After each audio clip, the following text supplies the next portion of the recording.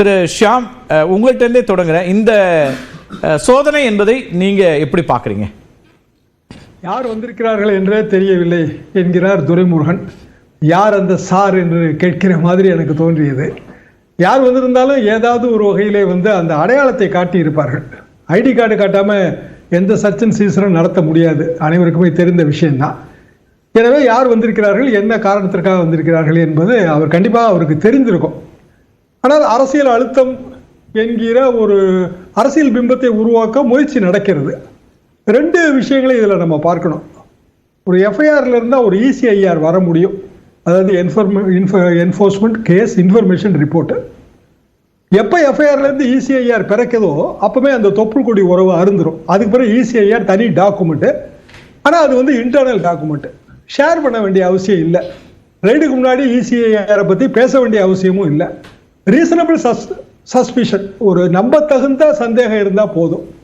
இந்த கோஆபரேஷன் அதில் எனக்கு நம்பிக்கை இல்லை. ஏன்னா 2-3 நாளைக்கு முன்னாடி கூட சுப்ரீம் கோர்ட் என்ன சொல்லியிருக்குன்னா, ஒத்துழைப்பு என்ப பெயரால் நீங்கள் என்ன எதிர்பார்க்குறீங்க, இடி எல்லா குற்றத்தையும் நம்ம ஒத்துக்கிடணுமா அப்படின்னா, ஒரு குற்றம் சாட்டப்பட்டவருக்கு உரித்தான அந்த லீகல் பாதுகாப்பு, அதாவது ஒரு நீதிமன்ற பரிபாலன கோட்பாடு, அது அவருக்கு எதிராக அவர் சாட்சி சொல்ல முடியாது.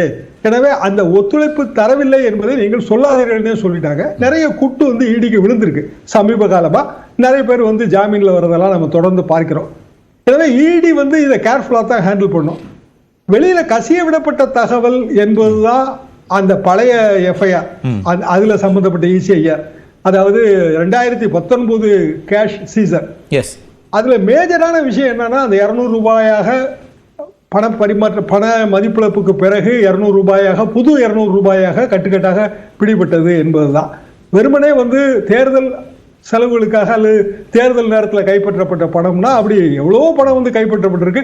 சமீபத்தில் நமக்கு தெரிஞ்ச உதாரணம் திரு நயினார் நாகேந்திரன் அவர்களோட பணம் கைப்பற்றப்பட்டது. அதுக்குள்ள இடி பொதுவாக வருவது இல்லை. இதுவரைக்கும் இந்தியா முழுவதும் வரல. ஆந்திராவில் கூட சமீபத்தில் 304 கோடி ரூபாய், அதெல்லாம் ஒன்றும் இடி வரல. இடி பேங்க் அபிஷியலை விசாரிச்சிருக்கோம். என்ன காரணம்னா, அதுல ஆட்டோமேட்டிக்கா 200 ரூபாய் அந்த பண மதிப்பிழப்பு அந்த நடவடிக்கைகள் வர்றதுனால. ஆனா அது முடிஞ்சு போன விஷயம். அப்படி இருக்கும்போது இப்போது ஏதோ வேறொரு காரணத்திற்காக அவர்கள் வந்திருக்கிறார்கள் என்பதுதான் எனது சந்தேகம். ஓகே, இப்போ இந்த ஆய்வுகள் அல்லது சர்ச்சஸ் அப்படிங்கிறதுல கூடுதலாக வேறு ஏதாவது கிடைக்கவும் வாய்ப்பு இருக்கா? ஏன்னா இன்றைக்கு மீண்டும் அது கசிவிடப்பட்ட தகவல்கள் தான். இன்னும் இடி ஆதாரப்பூர்வமா அல்லது அதிகாரப்பூர்வமா இந்த கருத்தையும் சொல்லலை. 4 ட்ரங்க் பெட்டிகள், 5 பெட்டிகள், ஆவணங்கள், இதெல்லாம் வழக்கமாக எல்லா சோதனைகளிலும் சொல்லப்படக்கூடிய கருத்துக்கள். இன்றைக்கும் அது வந்தது. இந்த விஷயங்களையும் முன்வைத்து பார்க்குமா? இப்போ திரு சீனிவாசன் ஒருத்தரோட இடங்கள்ல, சம்பந்தப்பட்ட இடங்கள்ல இந்த ரெய்டு நடக்குது. திரு கதிரானந்த் இன்றைக்கு வெளிநாட்டில் இருக்கிறார், அவருடைய குடும்பத்தோடு வெளிநாட்டில் இருக்கிறார் அப்படின்ற தகவல் வருது. இப்போ அதெல்லாம் தெரியாமலே இடி வருவாங்களா? ஏன்னா பொதுவாக நாடாளுமன்ற உறுப்பினராக இருக்கிறதுனால அவருடைய மூமெண்ட்டும் தெரிஞ்சிருக்கலாம், அல்லது இது மாதிரியான ஒரு சர்ச்சுக்கு போகிறாங்கன்னா அதையும் கவனிச்சிருக்க வாய்ப்பு இருக்கும். இதை எப்படி பார்க்குறீங்க? அது அவர் அங்கே இல்லைன்னு தெரியாமலே வந்திருப்பாங்க அப்படின்னு புரிஞ்சுக்கணுமா, அல்லது தெரிந்து வந்திருக்காங்கன்னு பார்க்கணுமா? அதற்கான வாய்ப்பு 100% இல்லை. என்ன காரணம்னா, ஒரு டிஃபென்ஸ் லாயராக இந்த மாதிரி வழக்குகளில், ஐடி வழக்குகளில் ஆஜராகும் போது பொதுவாகவே சர்ச் அண்ட் சீசரை தான் இல்லீகல்ங்கிறது எஸ்டாப்ளிஷ் பண்றதுக்கு நாங்க முயற்சி பண்ணுவோம். என்ன காரணம்னா, சிம்பிள் ரீசன், சீசர்னு ஒண்ணு வந்தா சீசர் மெமோ ஆட்டோமேட்டிக்கா வந்துடும். அதுல நம்ம கையெழுத்து போட்டு வாங்க முடியும்.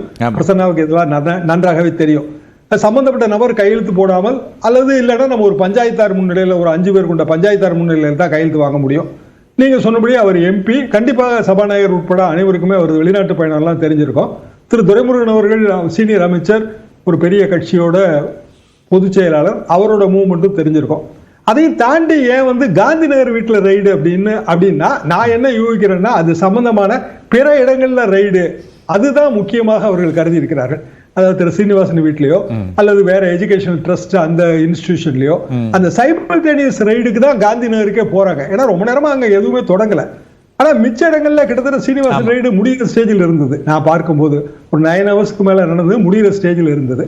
அப்படின்னா டாக்குமெண்டேஷன்ங்கிறது என்னவா இருக்கும்னு நான் யூகிச்சேன்னா, 2 வழக்கு. ஒன்று நம்ம ஆரம்பத்தில் குறிப்பிட்ட அந்த எலக்டோரல் தேர்தல் நேரத்தில் கைப்பற்றப்பட்ட பணம். 2வது மணல் தான் WRD டிபார்ட்மெண்ட் கீழே, அதுல தான் இடி ரொம்ப கான்சன்ட்ரேட் பண்ணிச்சு. நிறைய புது டெக்னிக்ஸ் அதில் யூஸ் பண்ணியிருந்தாங்க. சேட்டலைட் இமேஜரி யூஸ் பண்ணியிருந்தாங்க. அதே மாதிரி ஒரு லைட் ரிசோர்ஸ்ல வந்து ஒரு இன்னொரு டெக்னிக் யூஸ் பண்ணியிருந்தாங்க. இதெல்லாம் வைத்து டோட்டலா இவ்வளவு மணல் இவ்வளவு வருஷத்துல இருந்தது இந்தியா முழுவதும், அதுல தமிழ்நாட்டோட பங்கு இவ்வளவு, இப்ப இவ்வளவு காணாம போயிருக்கு, ஆனா கணக்கு காட்டினது இவ்வளவுதான். அப்படி கணக்கு காட்டும் போது QR கோடு வந்தே ஆகணும். ஏன்னா இப்ப ஆன்லைன் புக்கிங், அப்ப QR கோடு இல்லாத பில்லுனா போலி QR கோடு, இந்த மாதிரியான ஒரு பெரிய குற்றச்சாட்டுகள் வைக்கப்பட்டன. அது குறித்த ஆவணங்களை திரட்டுவதற்கு வந்திருப்பார்கள் என்பதுதான் எனது சந்தேகம். இது மணல் அப்படின்னா நீங்க புதிதாக வேறொரு விஷயம் உள்ள வருது அப்படின்னா இது ஒரு தொடக்கம் என்பதாகவும் பொருள் கொள்ளணுமா?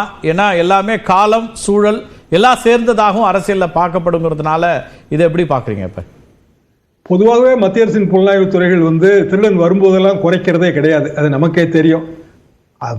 யாராவது ஒருவர் வந்து கொலை அப்படின்னு சொன்னா மட்டும்தான் அவங்க வந்து கொலைப்பாங்க, பாய் என்று சொன்னால் மட்டும்தான் அவர்கள் பாய்வார்கள். இது சிபிஐக்கும் பொருந்தும், இடிக்கும் இன்றைய தேதிக்கு பொருந்தும். அரசியல் நிலத்தம் இருக்கும், கண்டிப்பாக இருக்கும் தான் நான் நம்புறேன். ஆனால் அந்த அரசியல் நிலத்தை எதை நோக்கி போக போகுது? இப்போ தேர்தல் இன்னும் வரவே இல்லை, 1.5 வருஷம் இருக்கு. ஆனாலும் தமிழ்நாட்டில் ஏதோ நாளைக்கே தேர்தல் நடக்கிற மாதிரியான ஒரு பெரிய பரபரப்பு தொற்றி இருக்குது. அது முக்கிய காரணம் வந்து பாரதிய ஜனதா அவர் நடத்துகிற பிற ஆர்ப்பாட்டங்கள், அது போக இப்ப இடியோட ரைடு. இடி ரைட்ல மணல்னா வந்து IAS ஆபீசர் தான் அதுல வந்து மிகப்பெரிய ப்ராப்ளம். ஏன்னா ஏற்கனவே அவங்க வந்து சம்மன்ஸ் அனுப்பி சம்மனுக்கு போக வேண்டான்னு திரு துரைமுருகன் அவர்கள் அவங்களுக்கு இன்ஸ்ட்ரக்ட் பண்ணதாக ஒரு அபிடவிட் போட்டிருக்காங்க. அது சென்னை உயர்நீதிமன்றத்தில் ஒரு அபிடவிட் இடியே போட்டிருக்கு. அப்போ IAS ஆபீசர்ஸுக்கு அவங்களுக்கு சாதகமாக ஒரு சென்னை உயர்நீதிமன்றத்தில் ஒரு தடையாணை வந்தது, அது சுப்ரீம் கோர்ட்ல வந்து உடைப்பட்டது. அப்போ IAS ஆபீசர்ஸ் இதுல வீக் லிங்காக மாற்றுவதற்கான முயற்சி அப்படின்னா அது வந்து கவர்மெண்டோட அந்த IAS ஆபீசர் கவர்மெண்ட் இந்த கான்பிடன்ஸ் அந்த உறவை வந்து ஏதாவது ஒரு வகையில ஷேக் பண்ணும். இன்னும் கிட்டத்தட்ட 1 வருஷம் இருக்கு. அப்ப தேர்தல் நேரத்தில் உண்மையிலே ஒரு ஆளுங்கட்சிக்கு யாரு உதவி செய்வாங்கன்னா அதிகாரிகள் தான் உதவி செய்வாங்க. ஆனால் அந்த அதிகாரிகள் வந்து பயந்தாலோ அல்லது நடுநிலைமையாக இருப்பதுன்னு முடிவு பண்ணாலோ அது தேர்தல் நேரத்தில் வந்து பாதிக்கும், கண்டிப்பாக பாதிக்கும். அது கீழமை அதிகாரியா இருந்தாலும் சரிதான், மேல் அதிகாரியாக இருந்தாலும் சரிதான். அப்படியான ஒரு முயற்சி இதுல நடக்குதோங்கிற சந்தேகம் எனக்கு. அதிகாரிகளுக்கான குறைந்தபட்சமா ஒரு நெருக்கடியே அல்லது அவங்க வந்து ஒரு ஒரு இதுல ரொம்ப காஷியஸா இருக்கணுங்கிற ஒரு இடத்தை நோக்கி நகர்வதற்கான ஒரு முயற்சியாகவும் இது இருக்கலாம் அப்படிங்கிற ஒரு பார்வையை இதை நம்ம தவிர்க்க முடியாதுங்கிறீங்க. பேசும் முதல் கட்ட கருத்தா நான் இதை எடுத்துக்கிறேன். திரு செல்வி, இந்த ரெய்டை எப்படி புரிஞ்சுக்க வேண்டியிருக்கு? இது ஒரு அரசியல் பழிவாங்கல், இப்படியெல்லாம் எப்பெல்லாம் பண்ணியிருக்காங்களோ அப்பெல்லாம் அந்த பழிவாங்கலை தமிழ்நாட்டு மக்கள் புரிஞ்சிருக்காங்கிற விதமா திரு MRK பன்னீர்செல்வம் சொல்றாரு.